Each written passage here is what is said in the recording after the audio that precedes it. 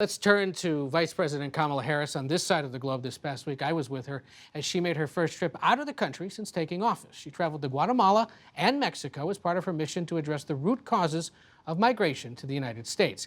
As U.S. officials continue to struggle with processing the sharp uptick in the number of unaccompanied children coming across the border, Harris issued a sharp warning to people considering migrating. I want to be clear to folks in this region who are thinking about making that dangerous trek to the United States-Mexico border. Do not come. Do not come. Ed, I wanted to jump in here. You were traveling with the vice president, as you said. What was the reaction to her comments and her visit on the ground? I think there's actually been more comment here domestically to that, and yet there was some gratefulness among Guatemalan leaders for what she said so clearly. In an interview I had done with that country's president over the weekend, he said that the change in administration here in Washington had led to a change in the message, and it was exploited by human traffickers, or the so-called coyotes, that can charge families thousands of dollars to take children or adults up to the border. He said, you know, when the message was we're going to reunite families and we're going to do things differently than Trump did, the president said that the coyotes exploited that, took advantage of it, and this clearer message was designed to dissuade people from going. I think the other thing is that she clearly passed the test of whether she could be on the world stage and engage other leaders.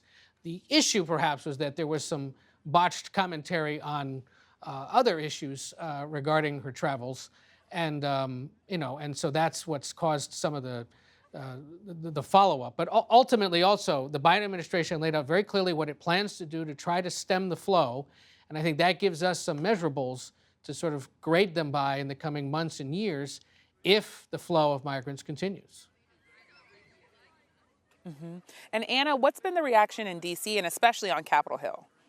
Yeah, to Ed's point, I think the actual fervor over what the Biden administration is doing on the border, it just continues, right? From the beginning, the Biden administration has really struggled with this. They then gave the political hot potato to the vice president. And you have everybody criticizing her, from Alexandria Ocasio-Cortez on the left, saying her comments were disappointing, to Ted Cruz, who continues to rail on the administration, saying they don't have a plan for what to do next. And so I think the real question is going to be, what measurables do they actually have? Do they actually take some kind of action? And does the Hill feel like they're getting the real information from the administration, that the numbers are going down, that they have an actual plan going forward? Thanks, Yamiche. Thanks, Anna. And Jonathan, to pick up on this point, I want to turn to you because I think part of the criticism has been generated by her answer to a question in an interview with NBC Nightly News' Lester Holt, when he asked her why she hasn't been to the U.S. Mexico border. Here's what she said. Do you have any plans to visit the border? I'm here in Guatemala today. At some point, we are going to the border. We've been to the border. So this whole thing about the border, we've been to the border. We've been to the border. You haven't been to the border. And I haven't been to Europe. As Anna said, in the wake of this trip, she's been slammed by members of both parties. Jonathan, why does this remain such a hot topic in Washington? Well, I think that clip right there is going to be the main takeaway for a lot of folks in politics from her trip. Perhaps not her interlocutors in Latin America, but certainly in terms of the domestic consumption, I think that's going to be it. And I think the VP's folks know that. They regret that exchange.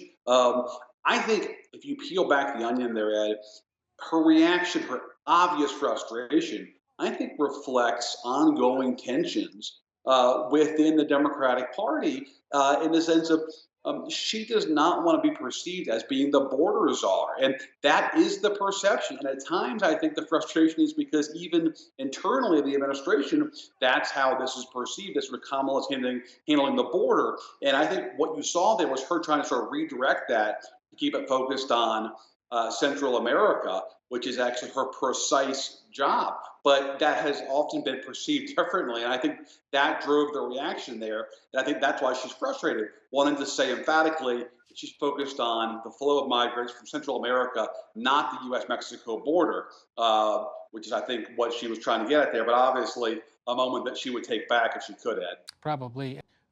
Vivian, this do not come.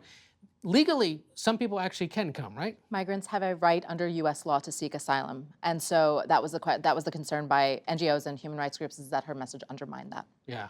And Anna, there's a host of issues still being talked about up on Capitol Hill. There's the infrastructure talks that are slogging along. There's police reform talks. The Senate's now starting to work its way through federal judges. But immigration is actually something that both the House and the Senate are still working on, even if it isn't a top-tier issue. Yeah, and it has been one of the kind of thorny issues, obviously, in Washington for a very long time. I covered it years ago when it was John McCain in the room trying to find a way forward on this. What has been interesting is it kind of really has been put to the front burner for Democrats around Dreamers, right? This week alone, Senator Dick Durbin did pull together that bipartisan group that has been meeting in the Senate. I've spoken to him about this before. He's very clear-eyed about the problems and the struggles that they're going to have to try to get together any kind of a deal. What is a shift, I think, for Democrats here is they used to say we only going to do comprehensive, and it was everything in the kitchen sink that had to be a part of it, which made it always so difficult. Now I think they are trying to figure out how to thread the needle on border security funding, Dreamers, and some of the other provisions where they feel like they could potentially get a deal. That all being said, I'll just say, Ed, I mean, I think it's going to be very, very difficult for them to try to find a pathway forward. Right now, Republicans in the Senate, in particular led by Mitch McConnell, of course, are not looking to cut a lot of deals and give Democrats a win on this, particularly ahead of the midterm election when they think it's a 50-50 Senate. They've got as good a shot as any that they get power back. Yeah, and it's amazing that 8 years later, they're still talking about border security plus something for the Dreamers, because that's what they nearly got back in 2013. Right.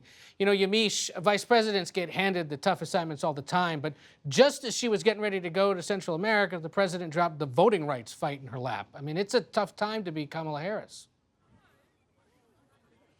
That's right. Vice President Harris dealing with immigration has been a really, really thorny thing on her agenda. She's been trying to make sure that she's not seen as the border czar, that she's really dealing with the root causes of migration. But it's really in some ways lost in translation. And the GOP, you see them really trying to exploit the murkiness of this. And when it comes to, of course, voting rights, the White House insists that she was the one who requested this from President Biden. She wanted to deal with voting rights. But it's an issue that, of course, is very, very complicated. You have in the Senate, Senate Democrat Joe Manchin saying that he is not going to be supporting the For the People Act. There's real questions about what kind of voting law can be passed through Congress. So that is something that the White House is continuing to get questions about, because not only will it be something, of course, that is the heart of the American democracy with GOP lawmakers trying to pass laws to restrict voting all over the country, there's also the question of the 2022 midterms. Can Democrats win still if you have Republicans who are not just trying to suppress the vote, critics would say, but are also trying to nullify the vote? So big, big things on